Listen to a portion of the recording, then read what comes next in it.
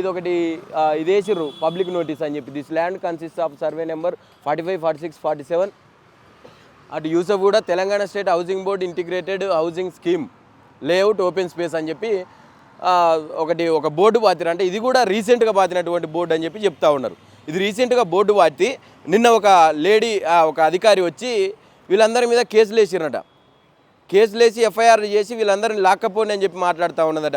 మీరు బోర్డు చూస్తలేరా అమ్మా, ఇది హౌసింగ్ బోర్డు అని చెప్పి మాట్లాడుతూ ఉన్నదట. హౌసింగ్ బోర్డు మరి ఈరోజు బోర్డు వేసి తెల్లారి తీసుకొని వచ్చి ఉన్నోళ్ళందరిని ఎల్లగొట్టుడంటే మరి ఇంకా మొత్తం చెరువులల్లో కట్టినటువంటి కాంగ్రెస్ నాయకుల ఇళ్ళని ఎందుకు కూలుస్తలేదు? బాజాప్తా చెరువులలో ఉన్నటువంటి ఎఫ్టీఎల్ బఫర్ జోన్లో ఉన్నటువంటి ఈ కాంగ్రెస్ నాయకులు ఉన్నారు. పొంగులేటి శ్రీనివాసరెడ్డి ఉన్నారు, రేవంత్ రెడ్డి అన్న బాజాప్తా తిరుపతి రెడ్డి ఉన్నాడు. ఎందుకు గూలు పట్టలేరు వాళ్ళు? వాళ్ళ ముందర కూడా గిసొంటి బోర్డు ఒకటి వేయరు.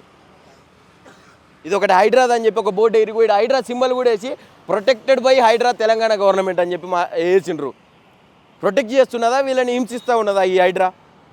ఉన్నోళ్ళందరిని ఎల్లగొట్టి మేము ప్రొటెక్ట్ చేస్తున్నాం అని చెప్పి మాట్లాడితే, అంటే హైడ్రా అనేది దేనికి తెచ్చిండ్రు? ప్రభుత్వ ఆస్తులని కాపాడడం కోసం తెచ్చినామని చెప్పి మాట్లాడినరు. మరి ఇప్పుడు ప్రభుత్వంలో ఉన్న ప్రజలని ఇబ్బందులు పెట్టుకుంటా మేము భూములు కాపాడతాం అనేది ఇది ఎంతవరకు సమంజసం? తెలంగాణ మేధావులు ఎటుపోయినరు? ఎందుకు మాట్లాడతలేదు? ఇంతమంది పేద ప్రజలు ఇంత ఇబ్బందులు పడుతుంటే ఎందుకు మాట్లాడతలేరు? మొన్న వెలుగు మాటలు చూసినాం, ఆడ ఇట్లనే భూములన్నీ కూడా ఆ ఇల్లులన్నీ కూడా కూలగొట్టిర్రు. ఈరోజు ఇక్కడ అసలు ఈ ప్రాంతంలో అసలు నిజంగా జనాలు బతుకుతుండేనా, ఇల్లులు ఉన్నాయా లేవా అనే ఆలోచన కూడా మనిషికి వచ్చేటట్టు లేదు. ఎందుకంటే మొత్తం ధ్వంసం చేసేసినటువంటి పరిస్థితి ఉన్నది. ఇంకా కూడా హైడ్రాకు వీళ్ళు ఆల్రెడీ కోర్టుకు పోయి కోర్టును ఆశ్రయించి వాళ్ళంతా కూడా ఫైన్ వేయించినటువంటి పరిస్థితి.